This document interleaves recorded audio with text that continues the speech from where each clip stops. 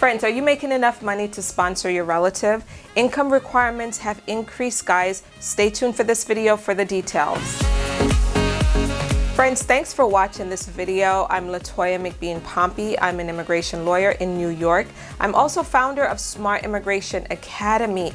Guys, you can find me on Instagram, Facebook, Twitter, LinkedIn at McBean Immigration Law, and then also subscribe to this channel if you have not yet done so. Hit the notification bell as well so that you can be the first to get my videos, which have been coming out quite frequently these days, so you don't want to miss any of them. So let's get into it. As you guys know, if you're petitioning for someone for a green card or an immigrant visa, you're going to have to fill out the I-864, which is a contract between you and the government, which says that you will be financially responsible for this immigrant until that person becomes a U.S. citizen or until 10 years, right?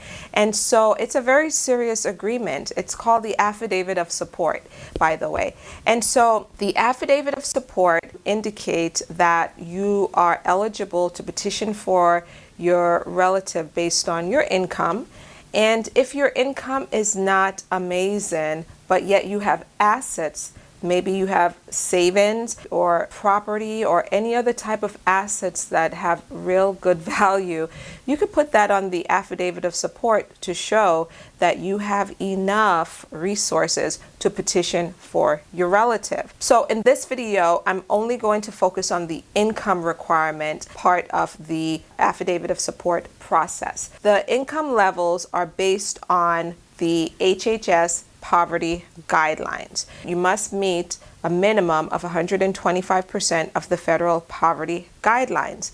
And so the guidelines, friends, are updated each year, and the 2020 numbers are now up. And so these numbers applies to anyone who has submitted an application or petition from March 1st, 2020. These are the new numbers that you must meet. Now let's get into what those numbers are. And I'm going to pull it up here in this video. The numbers are based on a number of factors. Firstly, where are you located? Where are you in the US? Are you in New York or are you in Alaska? Because if you're in Alaska, guys, or Hawaii, the numbers are higher. The numbers are higher in those two states than all of the other states, the other 48 states. So I'm going to exclude Alaska and Hawaii from this video. I'm going to put a link below in the description of this table so you guys can go check it out. If you're in Alaska or Hawaii, you could go check it out and see what those numbers are. But for everyone else in other states in the US, these are the numbers that you must now meet. So secondly, if you're in the military, your numbers are lower than everyone else. I'm not going to cover the military numbers in this video either. Check out the chart, click on the link below. The numbers that I'm only going to focus on are, generally speaking, for everyone else within the 48 states, including DC, Puerto Rico, and U.S. Virgin Islands.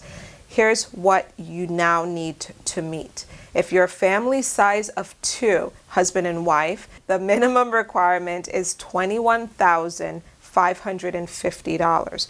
Last year, that requirement was $21,137. If you're a family size of 3, the minimum requirement is $27,150. Family size of 4, that number is $32,750. If you're a family size of 5, it's $38,350, and you guys can see the rest for family size of 6, 7, and 8. Those numbers are on that table as well. So those are the new income requirements that every Affidavit of Support sponsor must meet. Now, I've also put together a really cool chart. As you guys know, many of you may have already downloaded the chart from last year, 2019 numbers. I've updated that chart, and what's different about my chart, guys, is that I've added a column for public charge purposes. And that other column that I've added to my chart tells you what income you actually need to have in order to heavily weigh down your application in a very, very, very positive way. I've included a column for 250% of the federal poverty guidelines, which if your income is at that level, then it is an extremely positive factor for the application. So take a look at my chart. It's free. Download it right now and check out those numbers. Just to recap, friends, the new income requirements are in place. They're out.